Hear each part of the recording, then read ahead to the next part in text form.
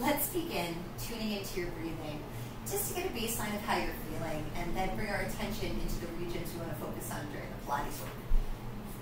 You want to find a way to sit where you can sit up tall without a lot of tension. If sitting on the floor is not great for you, you can sit up a little higher on a couple cushions or just grab a chair to do these exercises. So this is really just a check-in phase first. I'm going to walk my legs out a little bit just so I have some room and it's easy to sit up. Now I want you to tune into your posturing. Sitting up straight means that you're on your sit bones, a little bit more towards the front than the back of them. Your rib cage is right over your pelvis and your head is over your ribs. Try to get to as close to that as possible without making strain in your back. And now let's just do our little check-in. Your eyes can stay open or closed for this. I want you to inhale through your nose and then exhale through your mouth. And I'm just going to make my hands keep imitating my lungs. When you breathe in, try to sense the expansive quality of that phase. And then when you exhale, feel your body compress again as the air leaves your body. Sense the expansion of an inhale and then the compression of your exhale. As you're observing your breath, try to be the witness, not judging what you sense, but just noticing. Does the breath come in smooth or does it feel choppy? And when you exhale, does the breath have a power behind it or does it feel like it's just seeping out like you're leaving a tire with a puncture? When you breathe in, which part of your rib cage expands? Is there movement in your neck or movement in your shoulders? And when you breathe out, where does the force come from that helps you expel the air? Take your breath in, feeling the rib cage expanding. And then as you exhale, feel the contraction back in towards your midline. Now I'm going to give you a more directive focus on your breath now so we can sense the breath existing in some parts of your body you don't think about a lot. So the first region I want to focus on is this lower rib cage, the back and the sides of the ribs, when we describe a three-dimensional breath. So you're going to let your hands rest on your legs or just by your sides. I want you to sit up tall again, just perk up your posture over your sit bones, breathe in. When you exhale, you're going to drop your chin and curl forward, sliding your hands down your legs. Now stay rounded forward and take another breath in, focus in the air and to the back and the sides of your body. Hold for an exhale, and as you blow the air out, pull your belly button in and try to relax tension out of your neck and shoulders. As you inhale, take the breath deep into your lungs, feeling those low ribs expand away from the spine, and then stay for another exhale. As you compress your abs, feel how that pulls your ribs together to help you blow out the air. Take one more breath in, try to keep your shoulders relaxed on your ribcage, and then when you exhale, begin to stack your spine up, one vertebra at a time. Be mindful to stay over your sit bones, bringing up your ribs, your neck, and your head. Let's try one more thing. I'm going to have you look down onto your back, lay with your knees bent and your feet flat.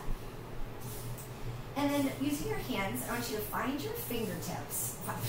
That didn't make any sense. Find your hip bones with your fingertips is what I meant. And then walk your fingers in a little bit from the bone and down just a little bit. Okay, so you should still be on fleshy abdominal tissue and not the bone anymore. Take another full inhale and exhale.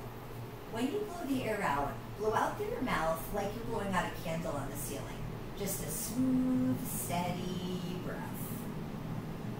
Do that again. Breathe in through your nose, taking your time to let the air go deep into your lungs. And then blow the air out through your mouth and observe what happens underneath your fingertips. So usually the deep layer of the abs, when they compress, it's almost like wrapping yourself in saran wrap, where the compression pulls away from your fingers. So when you breathe in, there's this natural expansion where your abs rise into your fingers. And then when you exhale, you compress from the abs to help you push the diaphragm out and blow the air out. One more time, breathe in. When the diaphragm drops, the abdominal wall has to soften and expand a little. And then when you exhale, just like you were deflating, you'll feel the abdominal wall compress underneath your hands. So that gentle expansion and contraction you were just feeling, or hopefully still are feeling, That's you identifying the deepest layer of your abdominals, which wraps around you like a corset from the fascia in your low back and all the way around to a littler piece of fascia in the front. It's lining along your hip bones and your lower rib cage, so it is the first layer that we rely on to stabilize the trunk. But then we ask the oblique abdominal muscles to also create support and small ranges of motion when I'm tilting the pelvis around. So let's just finish up this breathing focus by doing it in rhythm with the pelvic tilt, just so you can sense, those two layers of the abs working together. We're going to adjust your hands a little bit. Bring your fingertips to your hip bones and the thumbs to the bottom of your ribs. And we're going to go through a small pelvic tilt on rhythm with your breath. So I'm starting with a tiny curve present under my low back, resembling the neutral spine I look like when I'm standing. I'm going to take a breath in while I hold that position. Then when I exhale, I'm going to feel that compression of the abs, and then I'm going to slightly tilt my pelvis, bringing my hip bones a little closer to my ribs. Low back gets flatter. When you breathe in, rock back to neutral by letting your pubic bone sink and restoring the curve to the lower spine. When you exhale, as your abs contract, your oblique abdominals shorten when you're pulling your hips and ribs together. And then they have to lengthen to allow the hip and rib to separate again to go back to neutral. I'm just going to put my arms up now. On the exhale, tilting the pelvis, the pubic bone rises a little bit, the low back falls towards the mat.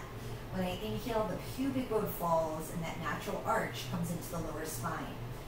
Exhale, try to draw the hips to the ribs just 5 to 10 degrees, like suspenders shortening, and then imagine stretching those suspenders without your pants dropping all the way to come to neutral. One more time. Exhale for that small tilt. Inhale back to neutral.